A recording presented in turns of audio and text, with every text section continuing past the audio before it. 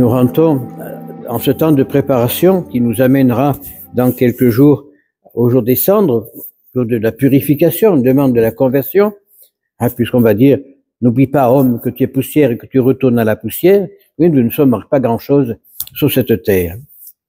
Mais depuis quelques jours, j'entends et je vois sur les journaux ou au téléjournal un nouveau scandale dans l'Église avec Bétharam. Je ne suis pas juge, je ne peux pas dire qui a tort ou qui a raison, mais je reprendrai les paroles de l'Évangile. Jésus nous dit, en premier, reprends ton frère en privé.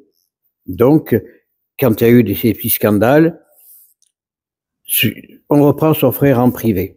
Puis, si le frère ne change pas, prends-le en comité. Et s'il ne change pas, prends-le sur la place publique. Alors je dis à tous ces jeunes qui ont subi des sévices de tant de prêtres que de laïcs qu'ils ont raison. Et je vais beaucoup plus loin dans mon raisonnement. Qu'on soit Premier ministre ou qu'on soit député et que l'on couvre des faits pareils, on est complice. Qu'on soit évêque ou qu'on soit simple prêtre et qu'on couvre des choses pareilles, on est complice. Et devant Dieu, c'est terrible. Et en plus, quand devant les députés, on ment en disant « je n'étais pas au courant » et qu'il y a des preuves qu'on était au courant, c'est une catastrophe. C'est une insulte pour le Parlement français, c'est une insulte pour l'Église, c'est une insulte pour tous les chrétiens et pour tout le monde. Devant des choses pareilles, il faut sévir. Et c'est vrai que au plus haut de l'Église, on couvre des choses identiques. C'est une abomination de l'abomination. Le Seigneur le dit clairement, celui qui couvre le péché est complice du péché. Donc, tous ceux qui ont été et qui ont couvert ces actes abominables qui se sont passés dans ce collège pendant des années, couvrent le péché. Et ils sont autant pécheurs que ceux qui ont commis les actes, si ce n'est pire encore.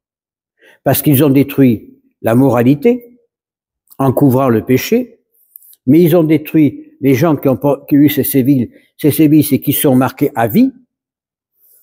Ils ont sali l'Église, ils ont sali l'État, ils sont complices du péché.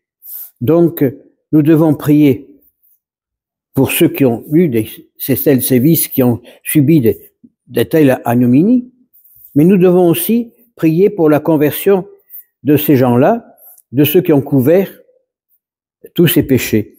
Parce que même l'évêque, il y en a eu plusieurs qui sont passés Bec de Lourdes, qui devrait être une cité où la Vierge est apparue, elle était l'Immaculée Conception, et qu'on couvre des péchés qui vont à l'encontre de l'Immaculée, sont complices.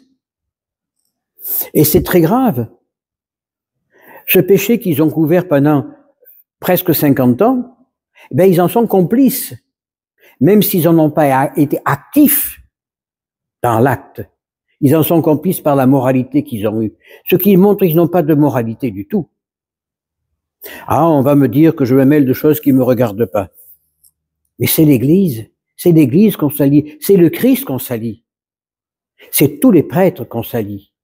Parce qu'on met sur l'étiquette des prêtres une étiquette abominable auquel nous n'avons pas droit d'avoir. Parce qu'il y a encore de saints prêtres, Dieu merci. Mais que devant la pagaille qu'a créé Vatican II, je comprends que tout va mal. Il n'y a plus d'autorité. Si un évêque commence à avoir de l'autorité, comme a eu Monseigneuret, Rome le déboulonne et l'envoie à la retraite.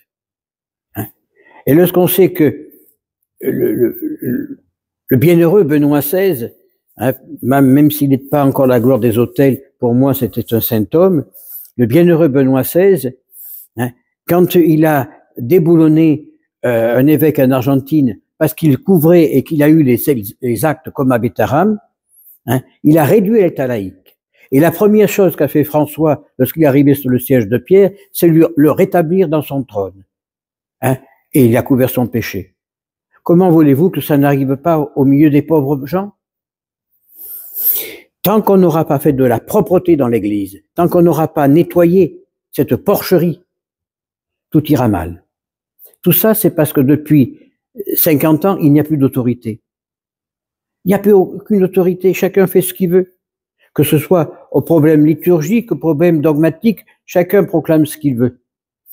Alors prions vraiment pour la conversion des pauvres pécheurs, prions pour que toute cette porcherie qu'il y a à l'heure actuelle dans l'Église soit balayée, vraiment d'un coup de balai, hein, et que l'Église redevienne sainte comme elle devrait toujours l'être.